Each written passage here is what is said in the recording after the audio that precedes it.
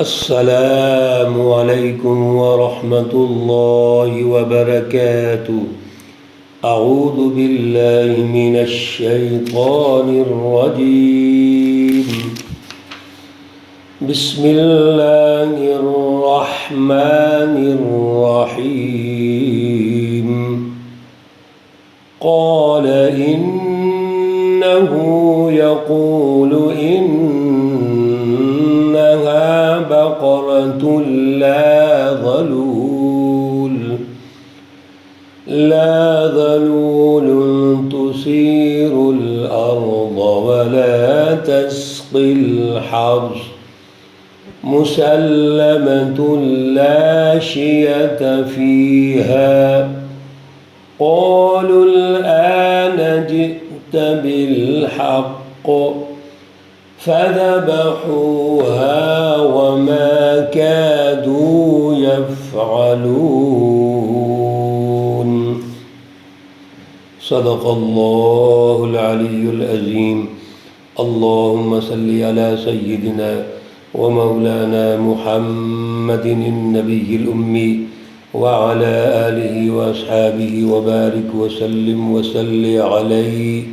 معزز سامعین و سامعات، پارہ نمبر 1 سورۃ البقرہ، آیات مقدسہ 71 تا 73 ہیں۔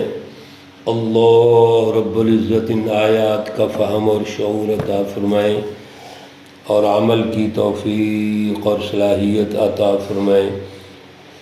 واقعہ ذبح بقرہ، گائے کو ذبح کرنے کا واقعہ، اور سورۃ البقرہ ہم پڑھ رہے ہیں، سن رہے ہیں، سمجھ رہے ہیں۔ اس عنوان کے تحت یہ واقعہ جاری ہے۔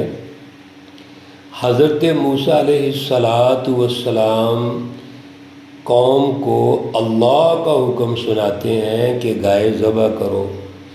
وجہ یہ بن گئی، ایک شخص قتل ہو گیا، عامر نامی ایک شخص بتایا جاتا ہے، مفسرین نے لکھا ہے۔ اب اس قتل کے حوالے سے سب ایک دوسرے پر الزام تراشی کرتے ہیں، مقتول کے قاتل کا پتہ نہیں چلتا۔ اللہ رب العزت یہاں 2 چیزیں ارشاد فرما رہے ہیں، ہماری بھی تربیت فرما رہے ہیں۔ ایک تو اللہ نے ان سے کہا گائے ذبح کرو، اور گائے ان کے لیے بڑی مقدس ہے۔ وہ پچھلا جو ناسور ہے، مرض ہے، جراثیم ہے، غلامی کے، وہ ذہن سے نہیں جاتے۔ اور سچی جماعت کی جو تیاری ہے موسیٰ علیہ السلام کے لیے بڑا کٹھن مرحلہ ہے۔ کوشش کر رہے ہیں، جد و جہد کر رہے ہیں، لیکن ابھی بنی اسرائیلیوں کے ذہنوں سے وہ غلامی کے اثرات نہیں جا رہے، 200 سالہ غلامی تقریباً۔ تو ہر موقع پر موسیٰ علیہ السلام کو پریشان کرتے ہیں۔ پیچھے آپ نے سنا، یہاں تک کہا حتیٰ نری اللہ جہرا، اللہ کو ہم ظاہراً دیکھنا چاہتے ہیں۔ کبھی کوئی بات کریں گے، کبھی کوئی بات کرتے ہیں۔ دوسرا، یہاں پر اس جو مقتول کو اللہ زندہ کر کے ان کے سامنے عقیدہ آخرت کو سمجھانا چاہتے ہیں کہ مرنے کے بعد دوبارہ زندہ ہوں گے۔ پریکٹیکلی اللہ کو چیزیں سمجھاتے ہیں۔ جو قومیں ذہنی پستی میں ہوں، غفلت میں ہوں، اللہ وہاں پر پریکٹیکل ماحول بناتے ہیں۔ چنانچہ موسیٰ علیہ السلام نے کہا کہ اللہ نے حکم دیا ہے تمہیں، میں نہیں کہہ رہا، لیکن آگے مذاق سمجھنا شروع کر دیا۔ اللہ رب العزت سے سوالات کرتے رہے، اللہ تعالیٰ سوالات کے جوابات دے رہے ہیں، اور آج کی آیات میں بھی یہی ہے۔ اللہ فرماتے ہیں انہا بقرۃ لا ذلول، بے شک گائے ایسی ہو جو بہت زیادہ محنت مشقت نہ کرنے والی ہو، تثیر الارض، زمین کو جوتنے کے لیے۔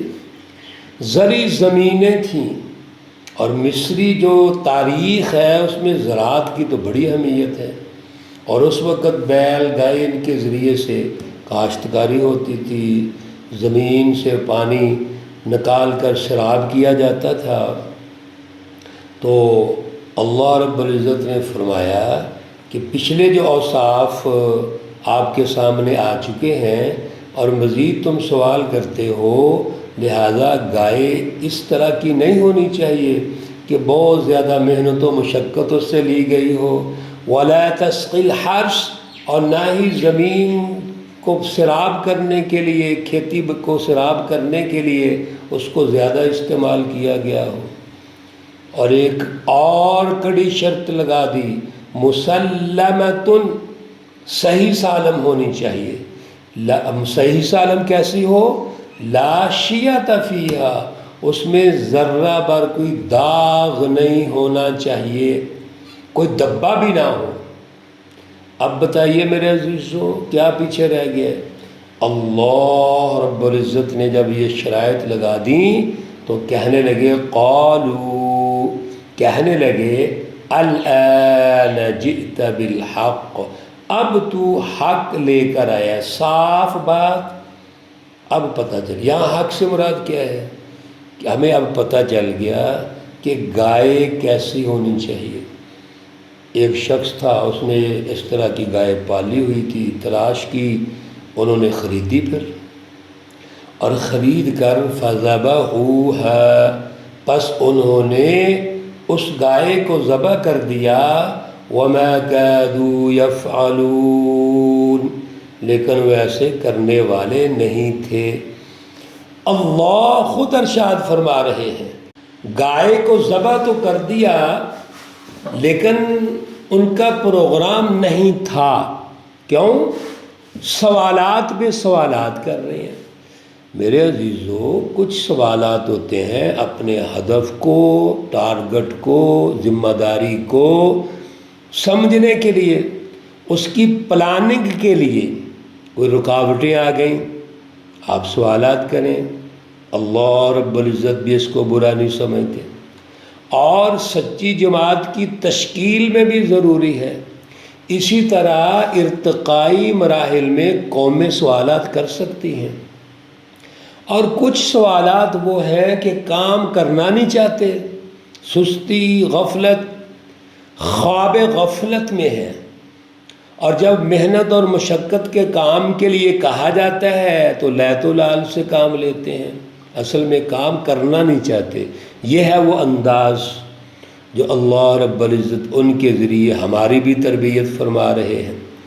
سچی جماعت تو وہ ہے فَلَهُ أَسْلِمُوا، اللہ کا حکم آیا تو جھک جائے، حکم پر عمل کرے۔ اور اللہ فرماتے ہیں وَبَشِّرِ الْمُخْبِتِينَ، اللہ رب العزت تو اپنے ان بندوں کو خوشخبری سناتے ہیں۔ کن کو؟ جو جھک جاتے ہیں، جو عمل کرتے ہیں۔ کس چیز کی خوشخبری سناتے ہیں؟ کامیابیوں کی خوشخبری سناتے ہیں۔ یہ انداز کے کام کرنا ہی نہیں ہے، یہ بڑا خطرناک انداز ہوتا ہے، اور یہ سوالات بھی خطرناک ہوتے ہیں۔ چنانچہ گائے کے بارے میں اللہ فرماتے ہیں وَإِذْ قَتَلْتُمْ، ذرا اس وقت کو یاد کرو جب تم نے قتل کر دیا تھا نفساً، ایک شخص کو، فَادَّارَأْتُمْ فِيهَا، پھر ایک دوسرے پہ تم الزام لگانے لگے۔ قتل کرنے والے خود ایک دوسرے کو الزام لگا رہے ہیں، کسی اور کو پھنسانا چاہتے ہیں، خود مدعی بن کے بیٹھ گئے۔ اللہ رب العزت فرماتے ہیں کہ اللہ ہر اس چیز کو واضح کر دیتے ہیں جو تم چھپاتے ہو، واللہ مخرج، اور اللہ ظاہر کرنے والے ہیں ما کنتم تکتمون، جو تم چھپانا چاہتے ہو۔ اللہ کے سامنے کیسے ہو سکتا ہے کہ کوئی چیز پوشیدہ رہ جائے؟ اللہ مختلف طریقوں سے اس کو ظاہر کریں گے۔ اللہ علیم بذات الصدور ہے۔ میرے عزیزو، یہاں تو اس ماحول میں اللہ رب العزت یہ کر رہے ہیں، اور آج کے دور میں بھی جو ہم چھپاتے ہیں دلوں کے اندر، اللہ ظاہر کر دیں گے۔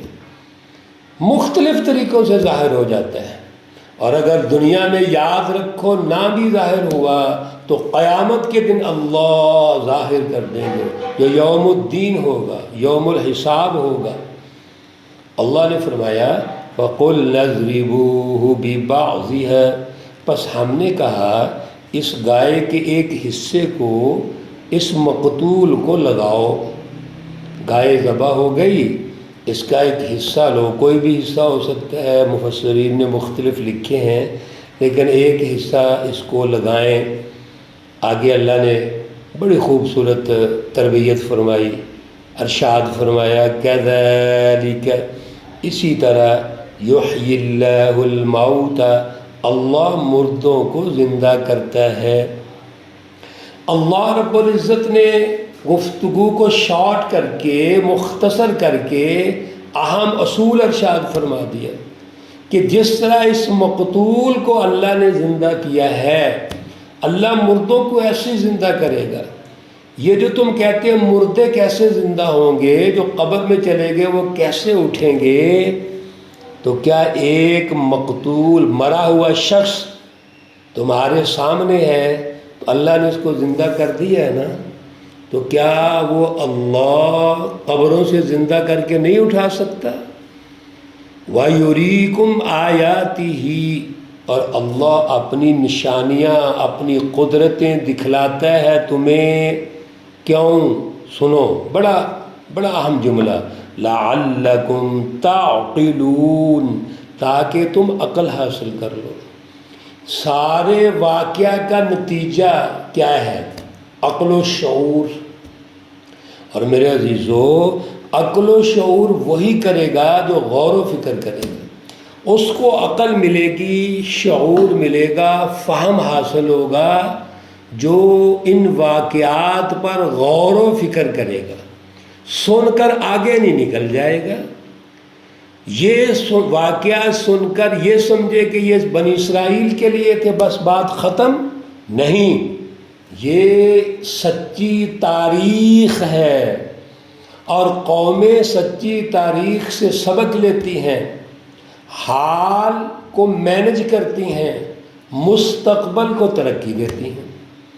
سچی تاریخ سے وابستہ ہو جائیں، اس سے عبرت لیں، نصیحت لیں، اپنا حال بہتر کریں، اور جب حال بہتر ہوگا تو آنے والا وقت مستقبل بہتر ہوتا چلا جائے گا۔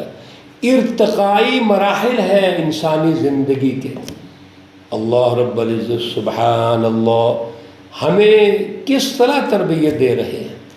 میرے عزیزو، اللہ سے دعا بھی کرو، اور یہ دروس سن کر غور و فکر کیا کرو، ڈسکشن کیا کرو، آپس میں بھی ملتے ہیں آپ دوست ساتھی یا کوئی ہماری بہنیں، تو اس درس کو ڈسکس کیا کرو کہ اللہ کی یہ رہنمائی کتنی اہم ہے، آج کے دور میں اس سے ہم کیا رہنمائی لے سکتے ہیں، کیا سبق حاصل کر سکتے ہیں۔ یہ ہے اصل میں درس کے سننے کا مقصد۔ اللہ رب العزت ہمیں اعلیٰ شعور اور اعلیٰ فہم عطا فرمائے۔ اللہ رب العزت تمام بیماروں کو شفائے کاملہ عاجلہ مستمرہ عطا فرمائے۔ اللہ رب العزت تمام مرحومین و مرحومات کو جنت الفردوس میں اعلیٰ مقام عطا فرمائے۔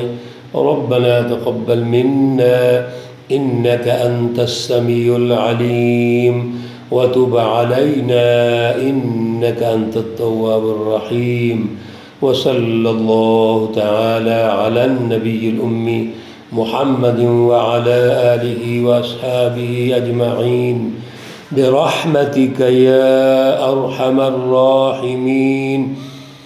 السلام عليكم ورحمة الله وبركاته۔